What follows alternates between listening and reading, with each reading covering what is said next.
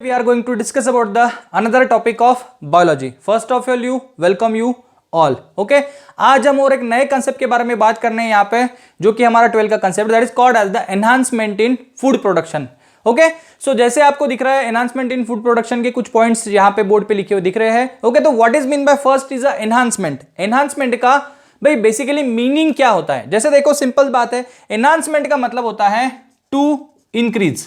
Okay, हम क्या करने वाले हैं? We are going to increase okay the food production by different techniques या बाय डिफरेंट मेथड्स. उसी को हम बोलते हैं एनहांसमेंट इन फूड प्रोडक्शन. तो सबसे पहले बच्चों के दिल में ख्याल आता है कि sir why should we enhance, हमको एनहांसमेंट की जरूरत क्या है? सब कुछ तो अच्छा खासा चल रहा है. Okay, everything is going on smoothly. But बहुत बार ऐसा भी कंडीशन हमारे इंडिया के ऊपर आ चुका है जहां पे हमको खाने पीने के लिए अदर कंट्रीज के ऊपर भी डिपेंडेंट रहना पड़ा है. जैसे हम लोगों को पता है कि 1960 के अंदर हमारे यहाँ पे काफी अकाल पड़ चुका था. So we have to take a help from other neighbouring countries also. तो ये कंडीशन फिर से हमारे पास ना आए, क्योंकि पॉपुलेशन तो कंटिन्यूसली बढ़ रही है. ओके, लेकिन जो भी लैंड है, फार्मिंग का लैंड है, वो बढ़ नहीं रहा है. So what should we can do to increase our production? तो we have certain methods to improve. Okay, तो कौन से मेथड है? We have basically dealing with the plant breeding and the animal husbandry. अभी हमारे पास दो टेक्निक है. हमारा फूड का सोर्स क्या है? प्लांट है बेसिकली डिपेंडेंट.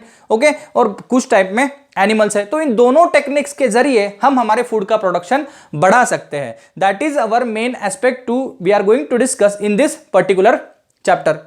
ठीक है, तो पहले हम बात करने वाले हैं बेसिकली प्लांट ब्रीडिंग की. तो breeding, what is mean by the exact meaning of the breeding?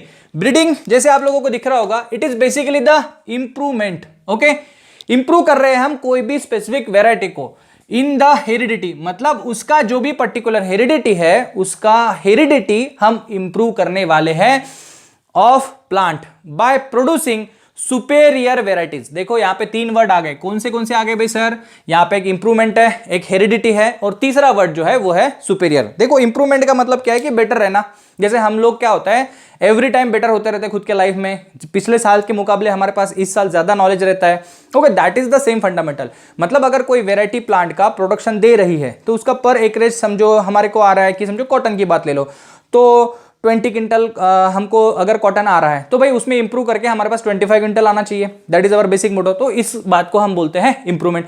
Heredity में क्या मतलब? उस प्लांट के बाद जो भी नए प्लांट बनाएंगे उसमें भी ये क्वालिटी हमेशा रहे. सो दैट इज मतलब जो पेरेंट्स से बच्चों के पास जाता है, that is called as the heredity. And superior कैसे? क्योंकि इसमें जो हम बेसिकली वेराइटीज को हाइब्रिडाइज करने वाले हैं, वो अपने काफी पेरेंट्स से जो भी नई वेराइटी बनेगी वो वेराइटी काफी हद तक बेहतर होगी. उसी को हम बोलते हैं सुपेरियर वेराइटी. ठीक है, अभी जहां पे तुमको दिख रहा होगा कि डॉक्टर नॉर्मन बोरलॉग और डॉक्टर स्वामीनाथन, ये बेसिकली दो नेम हमारे पास है साइंटिस्ट ने, जिन्होंने हमको ये पूरा एनहांसमेंट इन फूड प्रोडक्शन में काफी मदद किया है. ओके, अभी डॉक्टर स्वामीनाथन और डॉक्टर नॉर्मन बोरलॉग, ये बेसिकली है कौन? देखो ये ध्यान से बात करो. There is a word called as is a father of green revolution. Okay, ये बात आता है father of green revolution. Doctor Norman Borlaug is basically the Mexican scientist living in America. उनको फादर ऑफ ग्रीन रिवॉल्यूशन बोला जाता है. फिर doctor Swaminathan कौन है भाई? तो doctor Swaminathan also a father of green revolution but in India. Okay, इसके ऊपर बहुत बार क्वेश्चन आ चुके हैं. ओके, तो father of green revolution in India. ठीक है, तो अगर एमसीक्यू आया हमारे सीईटी एग्जाम में आया, नीट में आया, तो हम लोगों को पता चाहिए basically which scientist name series. This is the father of green revolution. Okay, and he is basically belongs to Indian. जैसे नाम से ही पता लगता है, doctor Swaminathan is a Indian. Okay, इनके बारे में बुक में हमारे दिया गया भी है. Okay, who is he, how he is doing his work. तो इन लोगों ने क्या किया, बहुत सारे हाइब्रिडेशन टेक्निक्स के जरिए बहुत सारी नंबर ऑफ वेराइटीज बना दी, जिसकी वजह से हमारा फूड प्रोडक्शन जो है काफी हद तक बढ़ चुका है. Okay, that is the basic point. अभी यहाँ पे और एक बात होती है जो मैं बतना जा रहा हूं इतनी देर से कि हाइब्रिडाइजेशन क्या है? Hybridization is a technique through which we can improve our food production. ठीक है, तो हाइब्रिडाइजेशन का वन लाइन के लिए बोर्ड में भी बहुत बार पूछा गया है. The combining together the desirable qualities of 2 और मोर वेराइटीज या स्पेसीज. मतलब जब भी कोई हम दो वेराइटीज को कंबाइन करेंगे. ओके, जैसे अभी सिंपल एक एग्जांपल आपको देता हूं कि समझो मुझे चाहिए अभी कि आई एम गोइंग टू एक नई वेराइटी में बनाना चाहता हूं. ओके और वो वैरायटी होगी राइस की। समझो हम लोगों को पता है राइस तो ऑल ओवर इंडिया सभी जगह पे होता है, साउथ में ज़्यादा होता है, ईस्टर्न में होता है, ओके नॉर्थ में भी थोड़ा राइस होता रहता है। ओके तो अगर मेरे को राइस का वैरायटी चाहिए, लेकिन मुझे क्या राइस चाहिए, अभी राइस में हमारे सामने जैसे ही राइस आता है कौन सा नाम फेमस होता है, बासमती राइस बेसिकली, क्योंकि खुशबू फ्रेगनेंस इज गुड। ओके तो मैं ऐसा वैरायटी बना चाहता हूं कि जो मुझे क्या करे, बेसिकली हाई प्रोडक्शन भी दे, okay high production along good fragrance. Okay मतलब जब मैं इसको पकाऊं तो इसका खुशबू या टेस्ट बोलो वो सभी बेहतर हो जाए। ओके तो मेरे को ये दो क्वालिटी चाहिए। अभी दो क्वालिटी मुझे चाहिए, लेकिन ये दो क्वालिटी मुझे एक प्लांट में नहीं मिल रही, तो what should I am gonna do, तो मैं क्या करूंगा, एक वेराइटी लूंगा हाई प्रोडक्शन वाला, उसके साथ लूंगा गुड फ्रेगनेंस वाला, और इन दोनों को मिला के एक सी वेराइटी बना लूंगा। और ये सी में क्या होगा, मुझे ये दोनों कैरेक्टर मिल जाएंगे, कौन से, हाई प्रोडक्शन वाला भी और गुड फ्रेगनेंस वाला भी। This is the basic technique called as the hybridization. मतलब हमने क्या किए, इनकी जो भी क्वालिटीज है ओके उनको कंबाइन कर लिया बाय द हाइब्रिडाइजेशन टेक्निक। ठीक है एकदम सिंपल है भाई, एकदम मक्खन। चलो आ जाओ आगे चलते हैं। Okay so what are the steps we are taken on into the hybridization technique, कौन से स्टेप्स हम हाइब्रिडाइजेशन टेक्निक्स में लेने वाले हैं। तो first one is called as the collection of variability. देखो एकदम सिंपल है, ये खुद पॉइंट खुद के बारे में बता रहा है कि कलेक्शन ऑफ वेरिएबिलिटी क्या है। देखो बहुत जगह पे ये भी वर्ड आता है कि कलेक्शन ऑफ वेरिएबिलिटी को हम क्या करते हैं, जर्म क्लास कलेक्शन भी बोलते हैं। What is it, germ pliers collection. ये ध्यान में रखना एमसीक्यू में, जर्म प्लास कलेक्शन। अभी तुम बोलोगे सर ये जर्म प्लास कलेक्शन क्या है, देखो सिंपल सी बात है। ओके अभी हम लोग क्या करने वाले हैं, हम लोग नई वेराइटी बनाने वाले हैं ओके जो काफ़ी बेहतर हो पुराने कोई भी वेराइटी से। तो उसके लिए हमको क्या करना पड़ेगा, फर्स्ट ऑफ ऑल आप लोग ही सोचो, तो हमको पहले ऐसा वेराइटी ढूंढना पड़ेगा जिसमें ये डिफरेंट हमारे कैरेक्टर्स है। ओके मतलब जैसे मैं यहाँ पे राइस का एग्जांपल आप लोगों को दिया था कि क्या वेराइटी था भाई, हाई प्रोडक्शन चाहिए, तो मुझे पहले हाई प्रोडक्शन वाला वेराइटी ढूंढना पड़ेगा, सिंपल बात है। उसके साथ जिस वेराइटी में गुड फ्रेगनेंस हो या जिसका टेस्ट बढ़िया हो वैसा वेराइटी ढूंढना पड़ेगा। जब मैं इसको हर जगह से चुन चुन के ढूंढूंगा, मतलब ऑल ओवर द इंडिया, कहीं पे भी वेराइटी मुझे साउथ में मिलेगी हाई प्रोडक्शन वाली, लेकिन ईस्टर्न में मैं जाऊंगा तो वहां पे टेस्ट अलग रहेगा, नॉर्थ में कुछ ऐसा वेराइटी मिल सकता है। So this is the point कि हमने क्या किया, डिफरेंट जीनोटाइप्स के प्लांट को इकट्ठा कर लिया। ओके नंबर ऑफ जीनोटाइप्स, जिसी को हम क्या बोलते हैं, अलील कनेक्शन भी बोलते हैं या जेनेटिक कलेक्शन भी बोलते हैं। ओके जो कि बेसिकली क्या है, डाइवर्सिफाइड है, अलग अलग है ना। डाइवर्सिफाइड का मतलब क्या होता है भैया, डाइवर्सिफाइड मतलब क्या, अलग अलग, हर एक प्लांट का अलग क्वालिटी है, that is basically the diversified. So उसी को हमने क्या बोला है, कलेक्शन ऑफ वेरिएबिलिटी। एकदम सही बात है। हाँ सर हमने क्या किया, अभी सभी जगह से अलग अलग प्लांट के सैंपल उठा लिए ओके और एक पर्टिकुलर जगह पे अभी हम ला रहेंगे उसके। फिर उसके बाद हम क्या करेंगे, दूसरा पॉइंट क्या बोल रहा है हमको, it is also called as the evaluation and selection of parent. Okay अभी हमने उठा तो लिए वेराइटी बहुत सारे, हमारे पास समझ लो कि 30-40 प्लांट के सैंपल आ चुके हैं कि भाई इस प्लांट में ये खासियत है, उस प्लांट में वो खासियत है।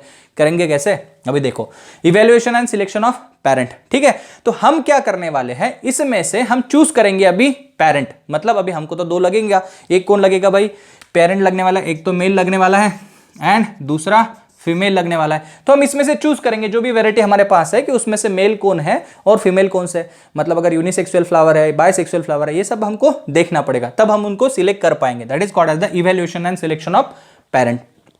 तीसरा चीज बेसिकली क्या करेंगे, basically we are doing it hybridize. Hybridize करना मतलब क्या, ओके लोकल लैंग्वेज में भी समझाता हूं एकदम। जब भी हम कोई हाइब्रिडाइजेशन करते हैं, देखो हम लोगों ने रिप्रोडक्शन चैप्टर में पढ़ा हुआ है, there are the pollen grains who are the basically male gametes and flower also have the stigma and the ovary which responsible for the female gamete। Okay तो हम मैन्युअली क्या करते हैं, जो भी वेराइटीज हमने चूज की है उनके पोलन ग्रेन्स को पर्टिकुलर ओवरीज के ऊपर, मतलब स्टिग्मा के ऊपर डिपॉजिट करते हैं। That is the basic thought. हम हर एक ओवरी के ऊपर या स्टिग्मा के ऊपर, जो भी स्टिकी स्टिग्मा होगा, ओवरी में तो फ्रूट बनेगा, ठीक है, तो स्टिग्मा के ऊपर डिपॉजिट करेंगे। That is our basic point, उसी में हम करते हैं। उसमें फिर इमस्कुलेशन आता है। इमस्कुलेशन मतलब क्या, अगर कोई हमको बायसेक्सुअल फ्लावर मिला है ओके उसमें भाई पोलन ग्रेन भी है और उसके पास ओवरी भी है, स्टिग्मा भी है, कार्पेल भी है, ये सभी चीजें हैं, तो हम क्या करेंगे उसमें से बाय मैन्युअली एक एक एंड्रोशियम को अलग करेंगे।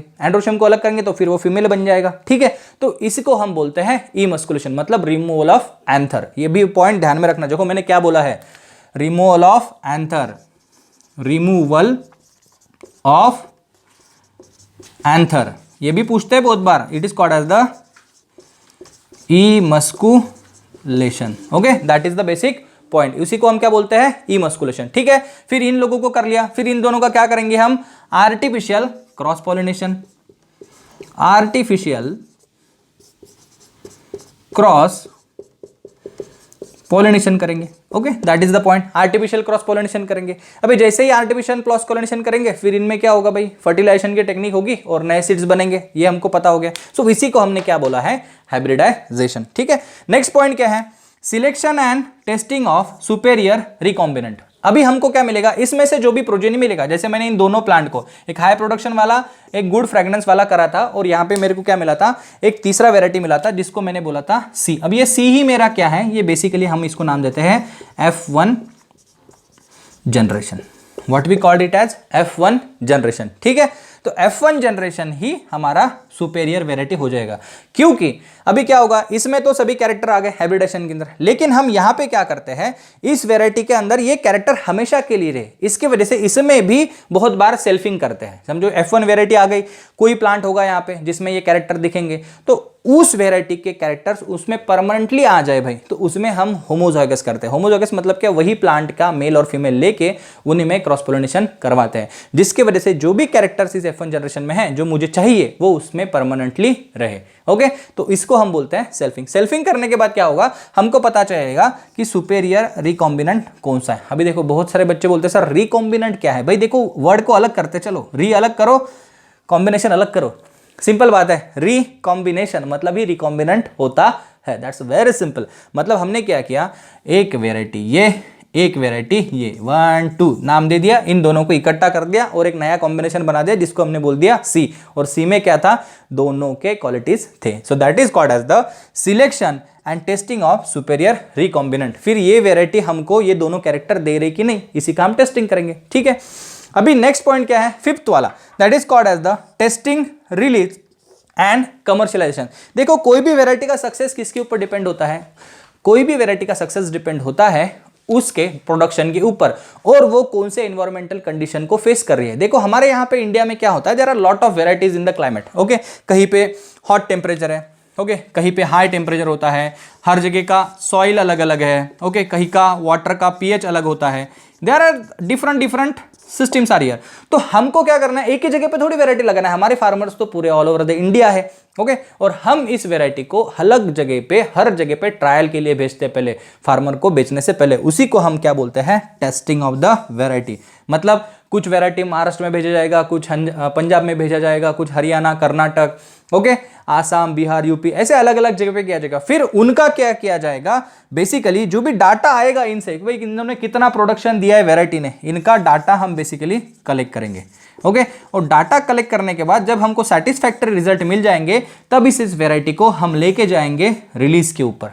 ओके, मतलब फिर ये वैरायटी अभी ठीक है, नहीं तो फिर तो क्या, वैरायटी तो हमने बना ली, लेकिन अगर वो प्रोडक्शन नहीं दे रही या कहीं पे उसका प्रॉपर जर्मिनेशन ही नहीं हो रहा, तो फार्मर लोगों का तो नुकसान हो जाएगा। तो ये चीज़ें ना हो। ओके, जैसे हम पेपर में बहुत बार पढ़ते भी हैं कि जो भी सीड्स है वो बोगस निकल गए, बहुत बार न्यूज़ आते हैं, वो उनका जर्मिनेशन ही नहीं हुआ। तो ये सब जो भी चीज़ें हैं उनको अवॉइड करने के लिए हम टेस्टिंग के बाद क्या करते हैं, we are gonna release it. Okay, और रिलीज करने के बाद हम इसका प्रॉपरली गवर्नमेंट से सर्टिफिकेशन लेने के बाद कमर्शियलाइजेशन करते हैं। मतलब अभी हम इसको बेचने के लिए एकदम रेडी हो जाते हैं। क्यों? क्योंकि अभी हमने एक अच्छा वेराइटी बना लिया जो दूसरे दोनों वेराइटी से काफ़ी बेहतर है। ठीक है, चलो आगे चलते हैं।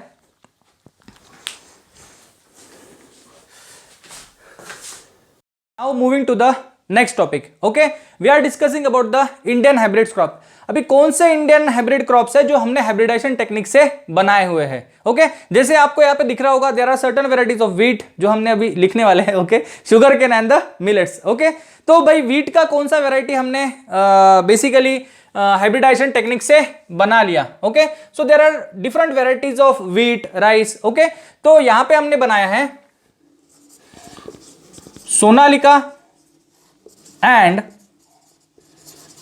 कल्याण Sona. Okay, these are basically the semi dwarf varieties. ध्यान में रखना क्या लिख रहा हूं मैं, सेमी डॉर्फ वेराइटीज। ओके, ये क्या है भाई, सेमी डॉर्फ वेराइटीज है। भाई हमने कैसे बनाया है, by hybridization technique, okay, by hybridization technique. और इसमें हमको मदद किसने किया?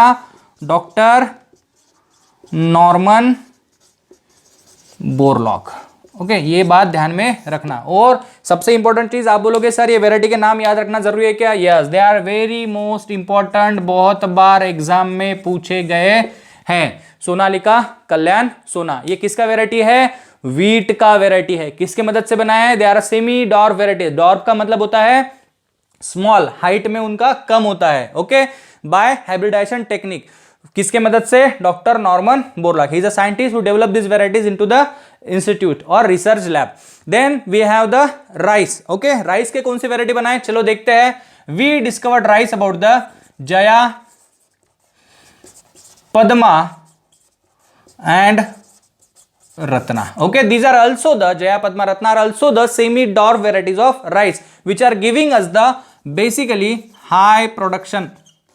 Okay, इन लोगों ने भी हमको क्या दिया, चालू किया? High production. So that's why they are also semi dwarf varieties. Okay, इनका भी नाम इंपॉर्टेंट में ध्यान में रखना, they are also quite important. ठीक है, फिर अभी आते हैं शुगर केन के ऊपर, जो बेसिकली हमारा मेजर कैश क्रॉप है। ओके, अभी शुगर केन में जो भी कुछ एक प्रैक्टिकल एग्जांपल हमारे बुक के अंदर दिया हुआ है कि शुगर केन में क्या है, दो वेराइटीज के बारे में बात की हुई है। कौन सी है?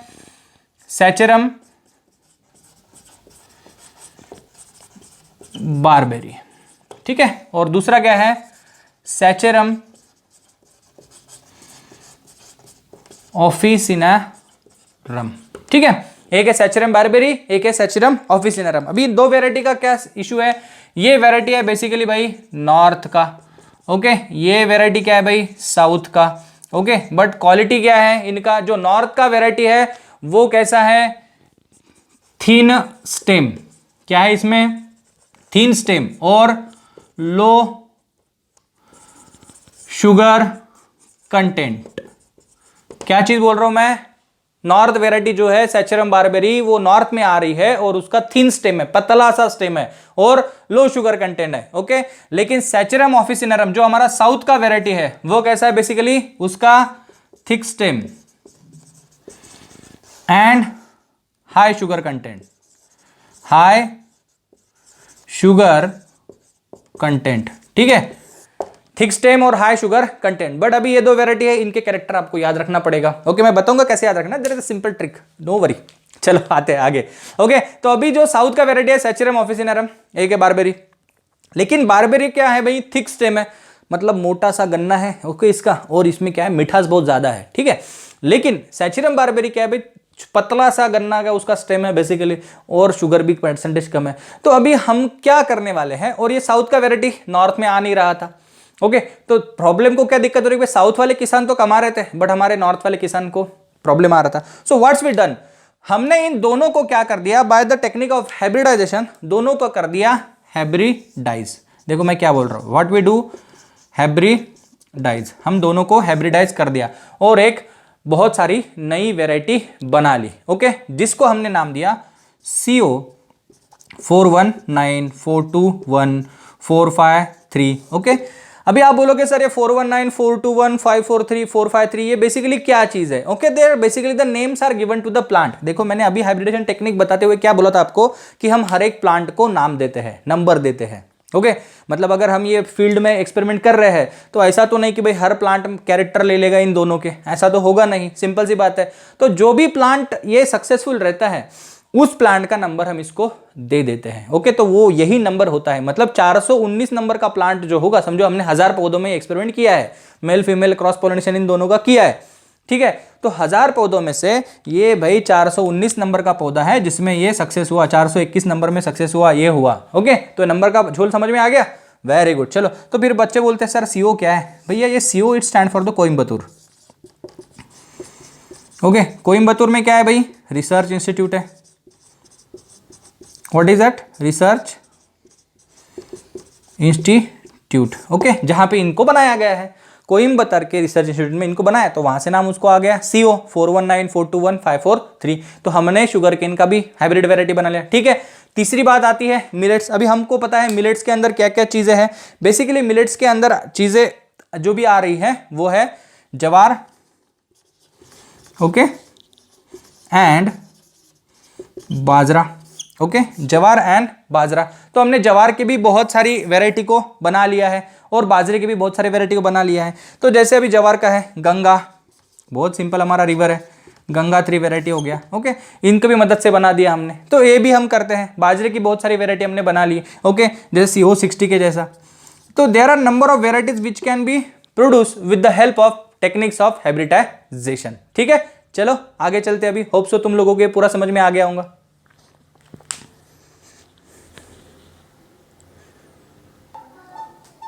चलो बच्चों, now moving to the next topic. Okay, अब तक हमने हाइब्रिडाइजेशन के बारे में बात किया कि हाइब्रिडाइजेशन से प्रोडक्शन को कैसे इंक्रीज किया जाए। ओके, सुपेरियर वेराइटी कैसे मिली जाए। Okay, that is we all discuss now. अभी हम बात करते हैं plant breeding for disease resistance. जैसे किसी के दिमाग में तो आया होगा कि भाई सर हमेशा भाई डेवलपमेंट ही करना है क्या, प्रोडक्शन ही हमारा हाइब्रिडाइजेशन का मेन मोटो है क्या? No, it is not like that. हमारा मोटो डिजीज रेजिस्टेंस भी है। ओके, अभी हम लोगों को पता है कि जो भी नॉर्मली प्लांट है उनके ऊपर काफी इन्फेक्शन होते रहता है। There are number of infection, जैसे कुछ बैक्टीरिया, वायरसेस, इन सभी का इन्फेक्शन होते ही रहता है। ओके, तो जो भी इन्फेक्शन है, ये चीजें बनी हुई है इन्फेक्शन से, फिर इनसे कैसे बचा जाए, फिर इसमें हाइब्रिडेशन टेक्निक हमारा कुछ मदद कर सकता है। यस, इसका आंसर है यस, ये भी हमारा मदद कर सकता है। जैसे देखो अभी कोविड टाइम चल रहा था, सब तरफ के टीवी के ऊपर इसके ऐड क्या चल रहा था, चलो इम्यूनिटी बढ़ाओ, इम्यूनिटी बढ़ाओ।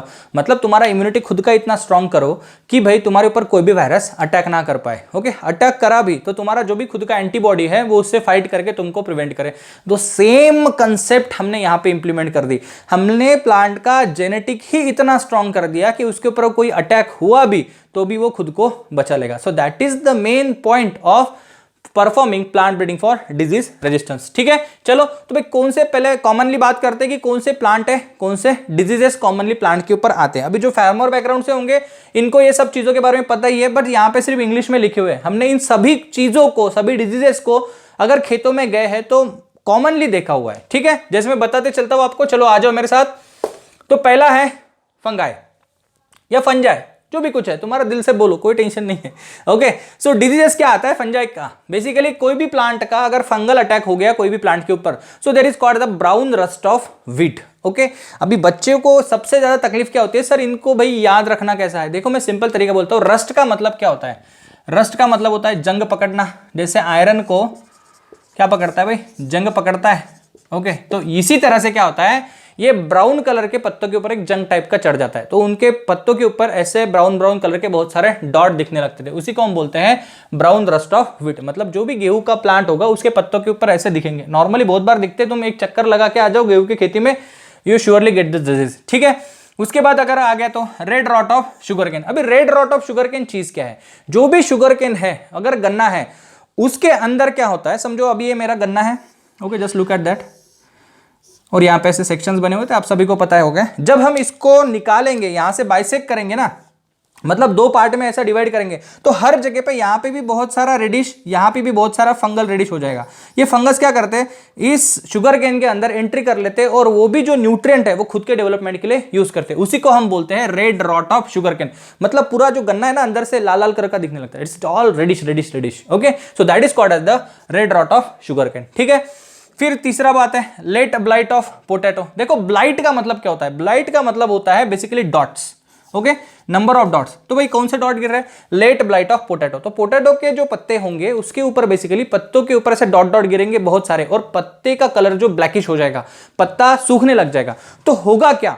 Because of this, okay, leaf dots या डॉट्स इन लीफ बोल लो। Okay, it leads to basically, okay, hamper the process of photosynthesis. ये जो फोटोसिंथेसिस है, hamper the process of photosynthesis. Photosynthesis की जो भी प्रोसेस है वो हैमर हो जाएगी। पत्ता फोटोसिंथेसिस नहीं करेगा तो भाई साइज कैसे बढ़ेगा? सिंपल सी बात है। Okay, so that is called the late blight of potato. भी प्रोडक्शन कम हो जाएगा। अभी ये सब जब डिजीज आते हैं ना, तो नियर अबाउट कोई फंगल अटैक हो गया तो 15 to 20% ये घटा देता है प्रोडक्शन को। कितना? 15 to 20%। ठीक है, चलो अभी बैक्टीरियल अटैक के बारे में बात करते हैं। बेसिकली जब भी हम कोई बैक्टीरियल अटैक आते हैं, यहाँ पे सिंपल चीज है black rot of crucifer. Okay, black rot of crucifer मतलब क्या? सिंपली फिर से काले काले कलर के धब्बे गिर जाना पत्तों के ऊपर। सेम पत्ते सिकुड़ जाना, ओके, फोटोसिंथेसिस प्रोसेस को हैमर हो जाना, इसी को हम बोलते हैं बैक्टीरियल डिजीजेस। ये बहुत ही कॉमन डिजीज है विच कैन यू सी। अगर बेसिकली और अच्छे समझना चाहते हो तो जो भी अपने घर का खेती है ना, अगर किसी घर पे खेती है तो एक चक्कर लगा के आ जाना खेती का, ओके। वायरल अटैक के बारे में बात करते हैं, अभी ये तो बहुत कॉमन है, it is called as the TMV. TMV का फुल फॉर्म क्या है भाई? टोबैको मोसाइक वायरस, ठीक है। टीएमवी के पत्तों के ऊपर क्या होता है? वायरल अटैक हो जाता है, पत्ते जो है वो पहले गिर जाते हैं, मैच्योर होने से पहले गिर जाते हैं, या पत्तों में क्या होता है बेसिकली कीड़े लग जाते हैं, पत्तों में होल हो जाते हैं। तो इस तरह से सभी चीज़ें ये वायरस की वजह से होगी। फिर ये बेसिक कॉमन डिजीज है, इनसे बचा कैसे जाए? तो इनसे बचने के लिए हमने कुछ हाइब्रिडाइजेशन टेक्निक्स की मदद से कुछ वेराइटीज को बना लिया है। तो चलो उनके बारे में पढ़ लेते कि which varieties we develop with the help of hybridization technique to disease resistance. चलो आ जाओ। अभी पहला क्या है भैया? वीट है, वीट, ओके, गेहूं है हमारा। अभी गेहूं में कौन सा वेराइटी बनाया हमने? हिमगिरी। हाँ, ये ध्यान में रखना, नाम बहुत बार पूछा है, ओके। हिमगिरी ऑफ वीट, ऐसा उससे याद करो, okay. Leaf and stripe rust के खिलाफ, ओके, मतलब पत्तों के खिलाफ जो सिकुड़ना है या पत्ते खराब हो जाना है उससे हमको बचाएगा, ठीक है। फिर दूसरा प्लांट कौन सा है? ब्रासिका। ब्रासिका में कौन सा वेराइटी बनाया हमने? पुसा स्वर्णिम बना लिया। किससे बचाएगा? व्हाइट रस से। जैसे हमने यहाँ पे पढ़ा था ना, देखो ब्राउन रस पढ़ा था यहाँ पे, सेम वैसा ही क्या आएगा अभी? व्हाइट रस्ट है। व्हाइट रस्ट मतलब पत्ते जो है वो व्हाइट व्हाइट कलर के दिखने लग जाएंगे, जंग के जैसे। तो ऐसा सिंपल सी बात है, पूसा स्वर्णिम, ये हमको बचाएगा। नेक्स्ट है कॉलीफ्लावर। कॉलीफ्लावर में कौन सा वेराइटी बनाया है? पुसा शुभ्रा। पुसा शुभ्रा में क्या है? ब्लैक रॉट, फिर से काले धब्बे, ओके, पत्तों का सिकुड़ जाना, कर्ल हो जाना मतलब, और फिर से काले काले धब्बे गिर जाना। तो ये हमको कॉलीफ्लावर से बचाएंगे। अभी इसमें कॉलीफ्लावर में कितना होता है पता है क्या आपको? 40% डैमेज करता है ये। अगर किसी किसान के पास कॉलीफ्लावर है ना, तो उसके ऊपर अगर ये डिजीज आ रहे हैं तो वो 40% प्रोडक्शन को डैमेज कर देता है। तो उससे बचने के लिए हमने पुसा शुभ्रा बहुत सालों से यूज कर रहे हैं, वेराइटी बहुत फेमस भी है। पुसा शुभ्रा नाम का वेराइटी हम यूज कर रहे हैं to get rid from the black rot and curl blight potato, black rot, okay. Chilli, chilli का बहुत नाम कॉमन है, पुसा सदाबहार, ओके। इसके शॉर्ट ट्रिक भी मैं आपको लगे तो बाद में दे दूंगा, कोई दिक्कत नहीं है, याद रह जाते हैं, कोई बड़ी चीज नहीं है। चिली, चिली है, पूसा सदाबहार, ओके। चिली में कौन बचाएगा? वायरस से बचाएगा, चिली मोजाइक वायरस। जहां से टीएमवी था वायरस में, यहाँ पे क्या है? चिली मोजाइक वायरस, ये ध्यान में रखना, ओके। वायरस में बेसिकली ऐसे ही होता है, मोजाइक वायरसेस होते हैं मोजाइक फैमिली के, ओके। तो this is the basic fundamental. चलो आगे चलते हैं। चलो बच्चों, now we are moving to the another topic that is called as the mutational breeding, okay.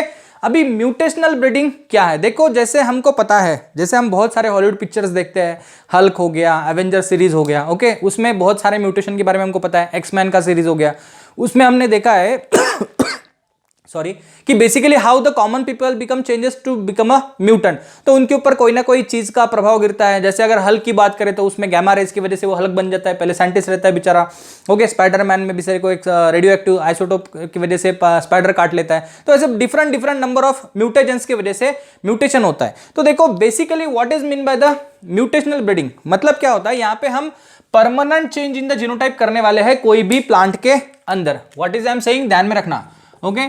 Permanent change in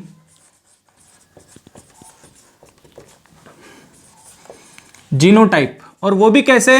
naturally, okay. उसी को हम बोलते हैं mutational breeding, okay. That is called as the mutational breeding. मतलब जो भी कोई permanent change करेंगे हम नेचुरली करेंगे, ओके, उसको हम म्यूटेशनल ब्रीडिंग बोलते हैं। और यही कंसेप्ट को हमने प्लांट में भी इंप्लीमेंट किया है। जैसे हम इसको बेसिकली हमारे पास कुछ चीजें हैं, जैसे हम बोलते हैं फिजिकल म्यूटेजन एंड केमिकल म्यूटेजन। तो अभी म्यूटेजन क्या है? ओके, देखो यहां पे लिख के देता हूं, what is mean by the mutagen. बहुत सारे बच्चे थोड़ा सा बोलते हैं सर म्यूटेजन क्या है? That is called as a substance which cause mutation.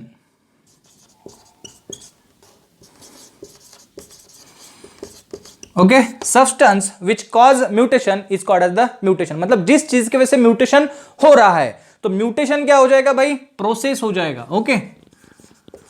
Mutation क्या हो जाएगा? ये प्रोसेस जिसकी वजह से क्या हो रहा है? जीनोटाइप चेंज हो रहा है, that is mutation is the process and the substance जो बेसिकली कर रहा है उसको हम बोलते हैं म्यूटेजन। ध्यान में रखना है, ये वन लाइन के लिए बहुत बार ऐसे क्वेश्चन आ जाते हैं। हमको लगता है सर म्यूटेजन के बारे में तो बोर्ड में कुछ दिया नहीं है, okay, that is the point. तो चलो सबसे पहले बात करते हैं फिजिकल म्यूटेजन के बारे में। अभी हम लोगों को एक फिजिकल म्यूटेजन तो बहुत कॉमनली पता है, that is called as what, temperature,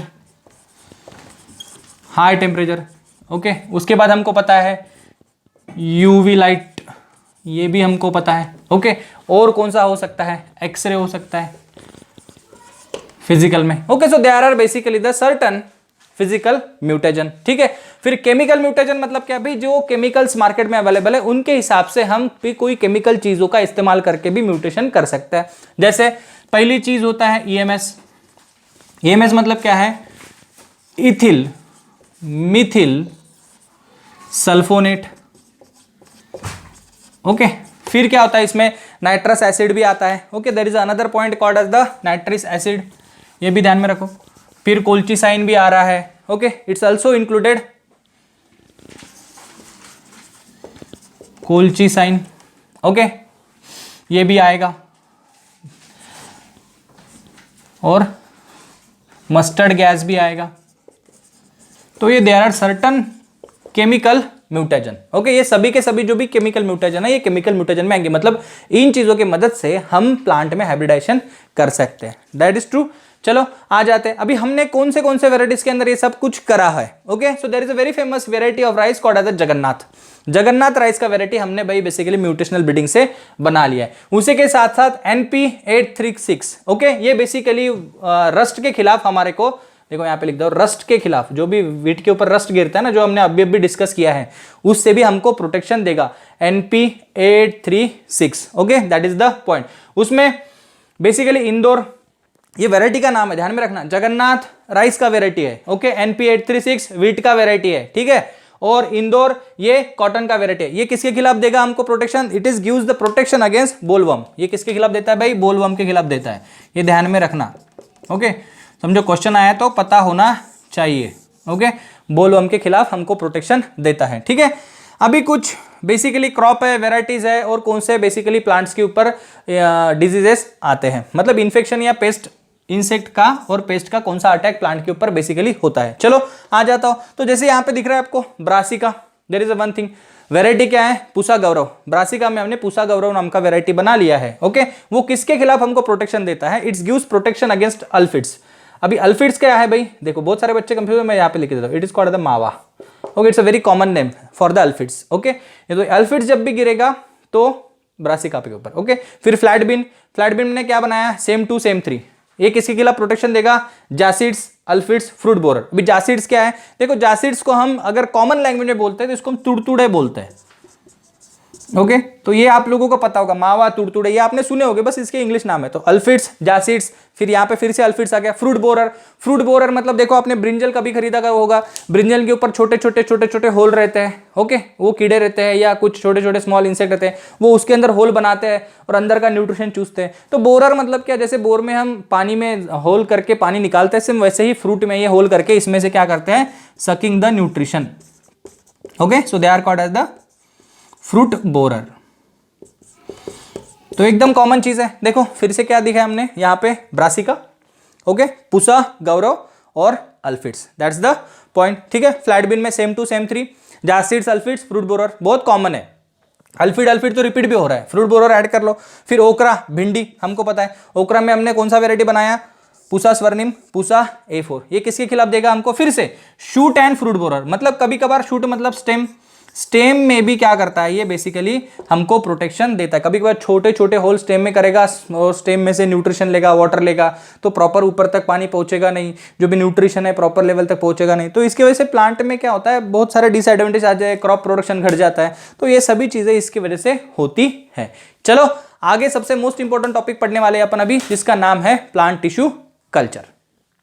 बात करते हैं प्लांट टिश्यू कल्चर की, ओके। अभी ये सबसे हॉट टॉपिक है, ओके, हमेशा इस पे क्वेश्चंस बना हुआ है। तो सबसे पहले हम इसको करते हैं इंपॉर्टेंट मार्क कि टिश्यू कल्चर टेक्निक क्या है। देखो टिश्यू कल्चर टेक्निक ये बेसिकली डिपेंड करती है बहुत सारे टेक्निक के मिश्रण के ऊपर, मतलब it is a mixture of number of techniques, okay. इसमें बहुत सारे टेक्निक है, mixture of number of techniques.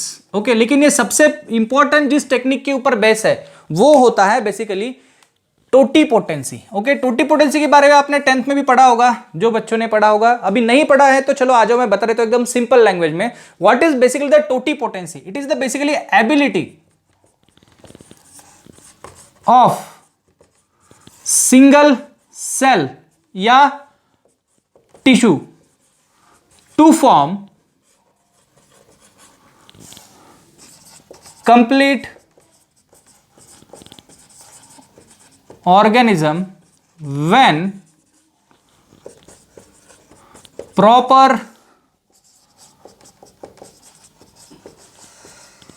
environmental conditions are provided।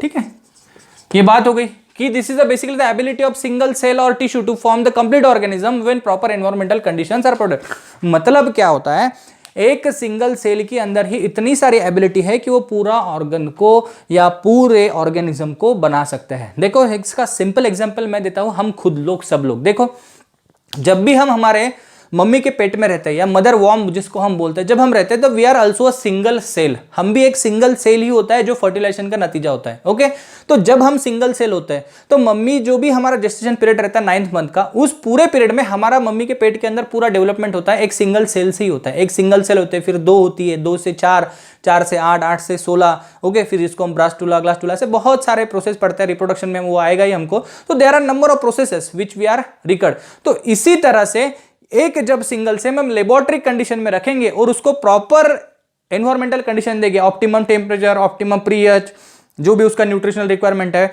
वो सब जब हम उसको प्रोवाइड करेंगे तब वो पूरी तरह से एक कंप्लीट ऑर्गेनिज्म के अंदर तब्दील हो जाएगा। उसी को हम बोलते हैं टोटीपोटेंसी। और जो भी टिश्यू कल्चर है वो टिश्यू कल्चर टेक्निक इस टोटीपोटेंसी के ही टेक्निक के ऊपर बेसिकली डिपेंड करती है। That's the point. चलो समझ में आ गया। अभी बात करते हैं कि भाई अगर समझो हमको प्लांट टिश्यू कल्चर करना है, ओके, तो बेसिकली जो भी प्लांट टिश्यू कल्चर हम लेते हैं जिसके ऊपर हम बनाने वाले, समझो हमने कोई सेल लिया, okay, if we choose something cell या कोई ऑर्गन लिया, ओके, तो हम बेसिकली उसको क्या बोलते हैं, we called it as a explant. Okay, one line के लिए बहुत बार पूछते हैं what is a explant. Okay, तो एक्सप्लांट मतलब क्या, वो चीज हो गई जो हम बेसिकली टिश्यू कल्चर के लिए इस्तेमाल करने वाले, जिससे हम पूरे प्लांट को बनाने वाले। फिर वो स्टेम का पीस हो सकता है या कोई सेल हो सकता है, कुछ भी हो सकता है। So this is basically the explant. Okay, that is basically. और ये हम बेसिकली इसको डिफरेंट टाइप्स के मीडियम लगते हैं। अभी देखो हमने बात किया है यहाँ पे मीडियम की, तो इसके लिए मीडियम मतलब क्या चीज है। अभी देखो जब भी हम कोई सीड को बोते हैं तो हमको क्या लगता है, बेसिकली पहले लगता है मिट्टी, फिर लगता है वाटर, फिर बाद में लगता है फर्टिलाइजर। मतलब ये 3 चीजें क्या है, तो वो पे मिट्टी है। मिट्टी क्या है, ये एक मीडियम है, एक जरिया है जहां पे वो सब कुछ प्रोसेस होने वाली है। सो यहां पे हम तो मिट्टी नहीं ले सकते क्योंकि मिट्टी में बहुत सारे माइक्रोब्स होते हैं, कॉन्टेमिनेशन होने के चांसेस ज्यादा है, बाहर कर नहीं सकते। तो हमको क्या करना पड़ेगा, यहां पे एक स्टेरिलाइज मीडियम में हमको लेना पड़ेगा। इसके लिए हम बहुत सारे सिंथेटिक मीडियम यूज करते हैं, उसमें से कुछ फेमस मीडियम के मैं नाम आपको बता देता हूं। तो पहला मीडियम है Murashige and Skoog. Okay, Murashige and Skoog, that is called as the MS medium. Okay, ये मीडियम काफी हद तक फेमस है। इसके अंदर क्या रहेगा, basically this medium contain everything, that is all nutritional requirement. अभी कौन से ऑल न्यूट्रिशनल रिक्वायरमेंट, मतलब इसके अंदर क्या रहेगा, सबसे पहले इसमें रहेगा हार्मोन, इसमें रहेगा कार्ब, इसमें रहेंगे प्रोटीन्स, ओके, इसमें रहेंगे एंजाइम्स, ओके, इसमें भाई रहेंगे हार्मोन्स, हार्मोन तो आ गया अपना। ओके, तो दे भी बेसिकली ग्रोथ फैक्टर्स बोलो या कुछ भी जो भी चीजें लगने वाली है, ओके, ये सभी के सभी, कुछ मैक्रोमोलिक्यूल्स बोल दो।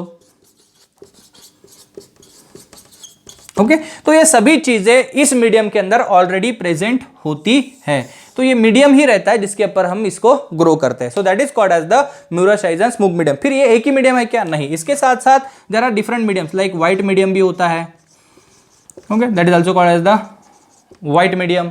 ओके, उसके बाद ऐसे नंबर ऑफ साइंटिस्ट ने बहुत सारे मीडियम बना के रखे हैं। तो एक another medium is white medium, ये भी आप ध्यान में रखना, ये व्हाइट नाम के साइंटिस्ट ने हमको दिया था, बट काफी फेमस मीडियम जो है वो म्यूरासाइज एंड स्मूग मीडियम है। अभी इसमें और है, मैं एक चीज को भी यूज करते हैं, that is called as the agar powder. Okay, अभी अगार पाउडर क्या है, ये बेसिकली अगार जो है ये सॉलिडिफाइंग एजेंट है। ओके। सॉलिडिफाइंग एजेंट मतलब जब भी हम इस कल्चर को यूज करने वाले हैं तो हम इसको दो चीज में यूज करते हैं, कभी कभी हम सॉलिड मीडिया यूज करते हैं, कभी कभी हम लिक्विड मीडिया यूज करते हैं। तो सॉलिड मीडियम को हम बोलते हैं कैलस एंड लिक्विड मीडियम को बोलते हैं सस्पेंशन कल्चर। ओके, तो यहां पे भी मैं लिख के देता हूं आप लोगों को, आ जाओ चलो यहां पे लिखते हैं हम इसको। Solid is basically callus culture, ठीक है। अगर हम सॉलिड मीडियम लेंगे तो उसको हम क्या बोलते हैं, सॉलिड, और लिक्विड है ये तो सस्पेंशन कल्चर। ये इंपॉर्टेंट पॉइंट है भाई, पूछा गया तो याद रखना। Okay, it's called as the suspension culture.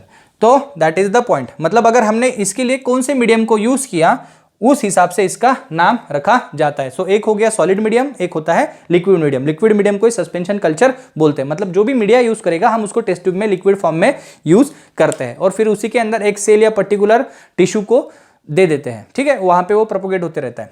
अभी मीडियम की बात हो गई, ये मीडियम कैसे लेना है, सभी स्टरलाइज मीडियम लेना है। ध्यान में रखना यहाँ पे स्टरलाइजेशन जो आगे वाला पॉइंट है ना, मेंटेनेंस ऑफ असेप्टिक कंडीशन, ये काफी इंपॉर्टेंट पॉइंट है। अभी जब भी हम मेंटेनेंस ऑफ असेप्टिक कंडीशन की बात करते हैं, okay, when we are discussing about the aseptic condition, hope so तुम लोगों ने इसको लिख लिया होगा, मेरे को थोड़ा सा बोर्ड की जरूरत है, so I am going to erase it. आ जाओ। ओके, अभी असेप्टिक कंडीशन मतलब भाई कौन सा, बेसिकली असेप्टिक कंडीशन, देखो हम लोगों को पता है कि there are all the microbes everywhere. Okay, तो ये जो भी पैथोजेनिक माइक्रो ऑर्गेनिजम्स है वो अगर हमारे मीडियम के अंदर आ जाए तो हमारा एक्सपेरिमेंट खराब हो सकता है। वो न्यूट्रिशन ले सकते हैं जो फिर प्लांट के सेल को चाहिए वो मिलेगा नहीं, एक्सपेरिमेंट खराब हो जाएगा, इतना सारा एक्सपेंडिचर वेस्ट हो जाएगा, तो मतलब मीडिया भी कॉस्टली रहता है ना, that is all the things. तो हम इसके लिए क्या करते हैं, बहुत सारे, मतलब अगर कोई ग्लासवेयर है जो भी हम यूज करने वाले हैं, पेट्री डिश हो गया, टेस्ट ट्यूब हो गया, इनको हम ऑटोक्लेव करके लेते हैं। ओके, ऑटोक्लेव क्या होता है भाई, एक जस्ट हमारे घर में जैसा कुकर होता है ना, वैसे कुकर जैसा एक बड़ा सा एपरेटस होता है जिसके अंदर हम स्टीम के जरिए पूरे माइक्रोब्स को मार देते हैं। ठीक हो गया। अगर जिस हम रूम में एक्सपेरिमेंट करने वाले हैं, ओके, तो उसमें हम क्या 1 घंटे पहले क्या चलाते हैं, लैमिनार एयर फ्लो चलाते हैं।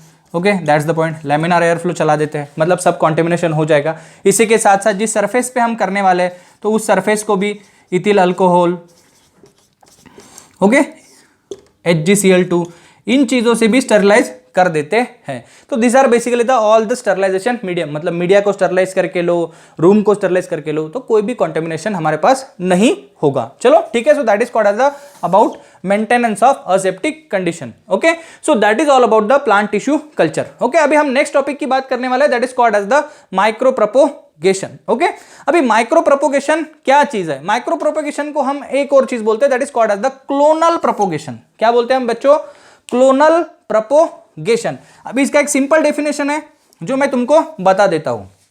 माइक्रो प्रोपोगेशन का मतलब क्या होता है, प्रोड्यूसिंग नंबर ऑफ प्लांट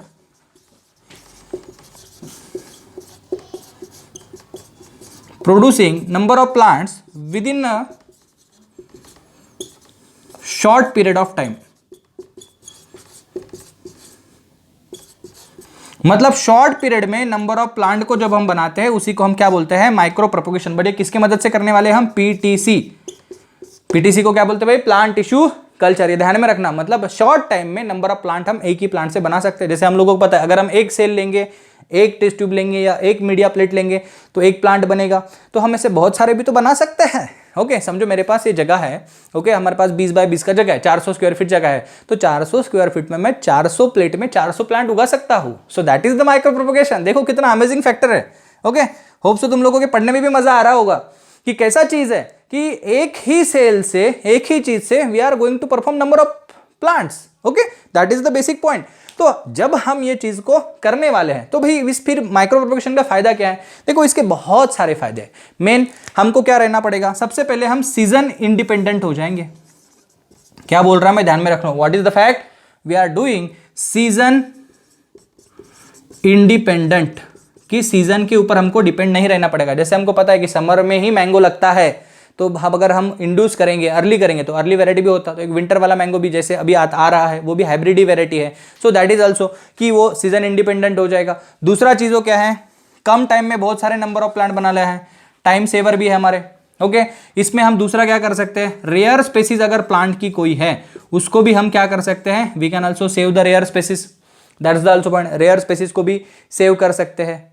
ये भी चीज हो गई। ओके, जो भी एक्सोटिक स्पेसीज है, रेयर स्पेसीज है, उनको सेव कर सकते हैं। ओके, इसमें कम जगह में नंबर ऑफ प्लांट्स को बना सकते हैं, कम टाइम में बना सकते हैं। मतलब क्या, टाइम एंड स्पेस भी हम इसमें बचा सकते हैं। Okay, that is the, there are many more, basically micro propagation के अंदर बहुत सारी चीजें होती है। Okay, so they are the basically fact, मतलब टाइम का बचत होता है, समय का बचत होता है, रेयर स्पीसीज को बचा सकते हैं, सीजन इंडिपेंडेंट होता है। ओके, फ्रूटिंग फ्लावरिंग का टाइम पीरियड भी हम इसको बराबर बना सकते हैं because of the hormonal injections, वो भी हम इसमें कर सकते हैं। So there are number of uses of micro propagation, और ये भी काफी इंपॉर्टेंट पॉइंट है। मेरे ख्याल से आप इसको भी इंपॉर्टेंट करके रखना। बोर्ड में प्लांट टिश्यू कल्चर के ऊपर, माइक्रो प्रोपगेशन के ऊपर बहुत बार क्वेश्चन पूछे जा चुके हैं। चलो आगे बढ़ते हैं एससीपी की तरफ। चलो बच्चों, नेक्स्ट टॉपिक की तरफ बढ़ते हैं जिसका नाम है सिंगल सेल प्रोटीन। देखो, ये भी एक अनदर वेरी इंपॉर्टेंट पॉइंट है जिसको हम बोलते हैं सिंगल सेल प्रोटीन। इसके ऊपर भी बहुत बार write a short note on board के एग्जाम के अंदर आता है। ओके, या बहुत बार एमसीक्यू भी सीईटी और नीट के अंदर आ चुके हैं। So what is mean by the SCP? SCP का मतलब क्या होता है भाई? देखो, अभी हम लोगों ने अब तक इस चैप्टर के अंदर क्या पढ़ा कि हाइब्रिडाइजेशन टेक्निक्स की मदद से हमने नंबर ऑफ प्लांट का जो भी प्रोडक्शन है, जो भी डिजीज रेजिस्टेंस है, जो पेस्ट रेजिस्टेंस है, उसको बढ़ा दिया है। लेकिन अभी हम कब तक प्लांट और एनिमल, यही हमारे पास दो सोर्स है। ओके, बेसिकली यही दो सोर्स के जरिए हम हमारे खाने को लेते हैं। लेकिन एससीपी एक ऐसा कंसेप्ट है, एससीपी का फुल फॉर्म है सिंगल सेल प्रोटीन। ओके, देखो, हम लोगों को पता है कि जो भी प्रोटीन डिफिशियंसी हमारे बॉडी के अंदर होता है वो किस वजह से होता है? हमारे बॉडी में मिनिमम प्रोटीन आ जाता है। ठीक है, तो अभी इस प्रोटीन को डिफिशियंसी से कैसे कंप्लीट करें? तो हमारे पास सोर्सेस क्या क्या है? We have eggs, we have meat, we have fish. Okay, milk है, मिल्क प्रोडक्ट है, डेयरी प्रोडक्ट है। तो इन प्रोडक्ट के अलावा भी हमारे पास कोई चॉइस है क्या जिसकी वजह से जो भी हमारा न्यूट्रिशनल रिक्वायरमेंट है प्रोटीन का, उसको फुलफिल किया जाए? So the answer is yes. हमारे पास क्या है? हमारे पास है सिंगल सेल प्रोटीन। अभी सिंगल सेल प्रोटीन का मतलब क्या होता है? What is the basic meaning of single cell protein? इसका मतलब है क्रूड और edible protein extracted from the microbes. मतलब जो भी हमारे माइक्रो ऑर्गेनिज्म है ना, डिफरेंट नंबर ऑफ बैक्टीरिया हो गए, वायरसेस हो गए, ओके, फंजाई हो गए, इन सब में बहुत सारे नंबर में, अलगी हो गए, बहुत सारे नंबर में प्रोटीन कंटेंट ऑलरेडी प्रेजेंट है। फिर ये हमारे लिए सोर्स नहीं हो सकते हैं? ये डेफिनेटली हो सकते हैं। They are the sources of, बहुत सारी यूरोपियन कंट्रीज इनको यूज भी कर रही है। Okay, so bacteria, fungi and algae some of the have very high content of protein. इनके अंदर क्या है? Very high content of protein है। Okay, very high content of protein, और यही हमारा बेसिकली प्रोटीन का सोर्स बन सकता है rather than any dairy product और animal husbandry product. So that is the basic concept of SCP. हमने सबसे पहले इसको इस्तेमाल शुरू किया in the world war first. World war के टाइम में जब भी अनएडिक्वेट थी, हमारे पास पूरा प्रोडक्शन नहीं था, हमारे जो भी सोल्जर्स लड़ रहे थे, हमारे मतलब ऑल ओवर वर्ल्ड, जब पूरा वर्ल्ड चल रहा था वर्ल्ड वॉर फर्स्ट, उस टाइम में सोल्जर के रिक्वायरमेंट को पूरा करने के लिए ये कंसेप्ट सबसे पहले जन्म ली। अब ये जो माइक्रोब्स है, हमको पता है दे आर फ्री। मेन चीज क्या है? माइक्रोब से सबसे पहले मेन चीज है वो फ्री है। They are freely available to everywhere. ये पूरे सराउंडिंग में वो हमको मिल जाते हैं। ओके, उनका जो भी मल्टीप्लिकेशन रेट है वो काफी हाई है, और उनको कोई स्पेसिफिक चीज नहीं चाहिए। दे कैन बी ग्रो एनीवेयर। जैसे वो स्ट्रॉ मोलासेस, मोलासेस पे, जैसे शुगर केन मोलासेस है, देखो शुगर केन मोलासेस, इनके ऊपर ग्रो सकते हैं। स्ट्रॉ डस्ट के ऊपर ग्रो हो सकते हैं। ओके, स्ट्रॉ डस्ट का मतलब होता है भूसा। ओके, या फिर प्लांट के शूट्स के ऊपर भी ग्रो हो सकते हैं, शूट्स ऑफ प्लांट यहाँ पे भी हो सकते हैं। So they can be grow anywhere. फिर एनिमल वेस्ट पे हो सकते हैं, ह्यूमन वेस्ट पे ग्रो हो सकते हैं। Okay, they can B grown anywhere. तो यही मेन चीज है, एनिमल वेस्ट, ह्यूमन वेस्ट। तो इन सब चीजों के ऊपर इनका ग्रोइंग हो सकता है, और वो भी कम जगह पे। सो that is the very point. तो फिर इनसे हम क्या करेंगे? Pure source of protein extract करेंगे, और वो एज अ फूड सोर्स करके इस्तेमाल कर सकते हैं। So that is the main point of our SCP. तो ऐसे कौन से माइक्रोब्स है जिनके जरिए हम ये सब चीजें कर सकते हैं? सो देखो, the first point is basically कौन से फंजाई है हमारे पास या फंगाई है जिससे हम ये कर सकते हैं। So there are aspergillus niger and trichoderma viride, ये फंजाई स्पेसीज है। फिर बैक्टीरिया, ये देखो, ये बैक्टीरिया का ये जो मिथेलोकोकस और मिथेलोट्रोपस है ना, ये काफी इंपॉर्टेंट है, तुम इसको स्टार करके रखो, क्योंकि एनसीईआरटी में भी इनके बारे में दिया हुआ है। ओके, एनसीईआरटी में बाकी अलगी फंगाई के बारे में कोई आइडिया नहीं है, बट मिथेलोफेलस और मिथेलोट्रोपस का पूरा नाम दिया गया है। So you can go through it. Okay, east में कौन से है? तो ये सैचुरोमाइसोस सेरेविसी है, अल्गी में स्पिरुलिना स्पेसीज है, जैसे हमको पता है स्पिरुलिना हम खाते भी है। ओके, दिस बेसिकली वाटर के अंदर का प्लांट है जो आता है। ओके, पैकिंग में भी आता भी, बहुत सारे मॉल में मिलता भी है, इंडिया में भी मिलने लग गया है। So that is the basic concept of SCP, मतलब रॉ प्रोटीन को माइक्रोब्स की मदद से भाई हम एक्सट्रैक्ट करेंगे और उनको ग्रो करेंगे, तो हमारा जो भी प्रोटीन का रिक्वायरमेंट है वो फुलफिल हो जाएगा। ठीक है, get it very point. Next हमारे पास क्या चीज है, नेक्स्ट पॉइंट है हमारे पास बायोफोर्टिफिकेशन। अभी देखो इसका सिंपल मीनिंग क्या है बायोफोर्टिफिकेशन का, we are increasing, okay, increasing the nutritional value, increasing the nutritional value of plant। Okay, nutritional value को हम इंक्रीज करेंगे कैसे, we are producing the plants with high vitamin, okay, high amino acid, okay, high protein, जो भी हमारा requirement है, high iron. Okay, ये सभी चीजें हम न्यूट्रिशनल रिक्वायरमेंट भी है प्लांट के अंदर बायोफोर्टिफिकेशन के अंदर कर सकते। तो फोर्टिफिकेशन का मीनिंग ही क्या होता है, फोर्टिफाइड। फोर्टिफाइड मतलब betterly develop for their nutritional value. ध्यान में रखना, फिर से मैं बोल रहा हूं, एससीपी और बायोफोर्टिफिकेशन ये दोनों चीजें फूड के रिलेटेड है।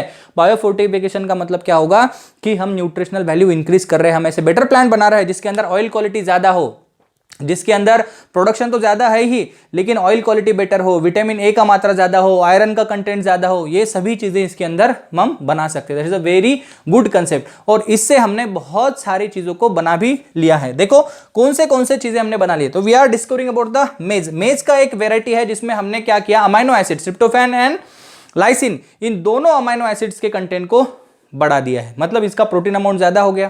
फिर वीट का एटलास 66 तो काफी फेमस एग्जांपल है, atlas 66 that is a very famous example of wheat which can be grown.